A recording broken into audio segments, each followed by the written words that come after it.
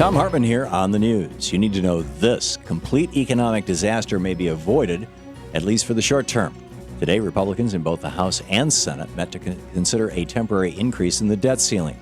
After that meeting, House Speaker John Boehner will bring a delegation of Republicans to the White House to negotiate a deal with President Obama over our nation's borrowing limit. But no plans have been announced to put an end to the government shutdown. Although President Obama has called for a debt limit increase that extends the Treasury's borrowing ability through the next election, he stated this week he would sign off on a short-term extension. If the president accepts the deal, the House could vote on a debt limit increase today, but it would only extend until November 22nd, just days before Congress leaves for Thanksgiving recess. Once again, we would be setting up the next opportunity for Tea Party Republicans to hold our nation hostage. And there's no telling what ransom demands the Republicans will ask for in exchange for this temporary extension or for the next one.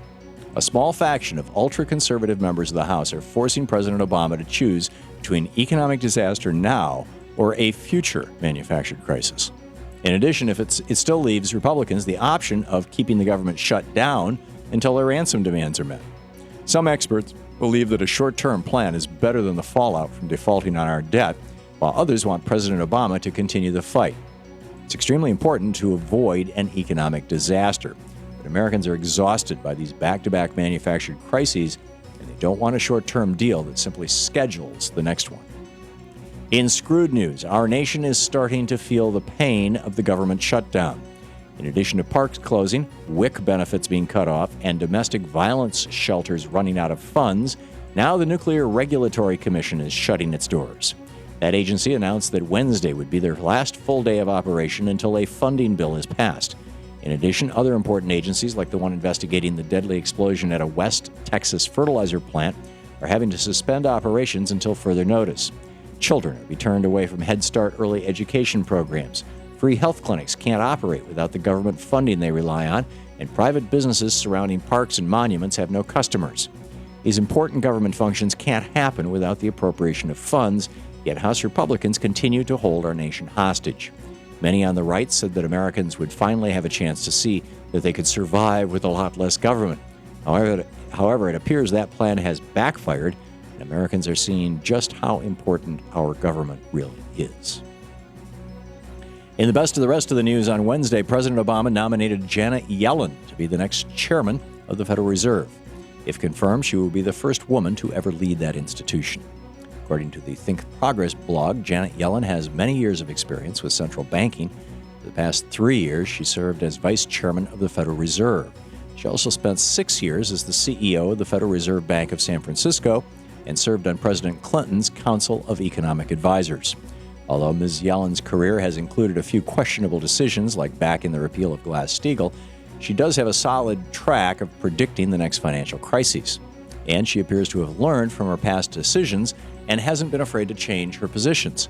Many experts believe that the repeal of Glass-Steagall, which tore down the wall between traditional banking and investment banking, was a primary factor leading up to the 2008 economic crash.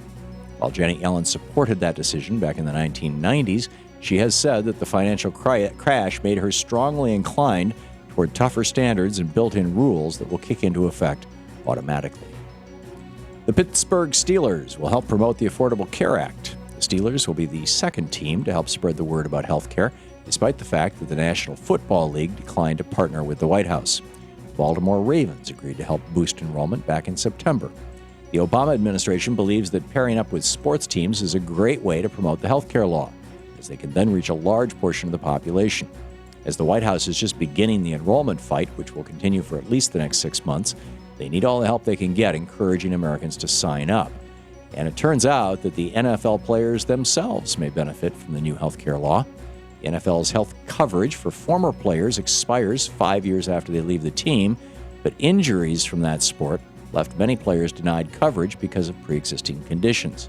Thanks to Obamacare, many former football stars will finally have the chance to purchase health insurance, which makes them great spokesmen for the new law. And finally, on Tuesday, Congressman Grayson took to the floor to call for a government funding bill. Of course, the congressman with guts was not timid in how he approached the subject. He said that the ongoing government shutdown is a mark upon the dignity of the House, and read from a national poll that asked Americans about their opinion of Congress. Representative Grayson quoted the public policy polling survey and said, "Do they have a higher opinion of Congress? 32%.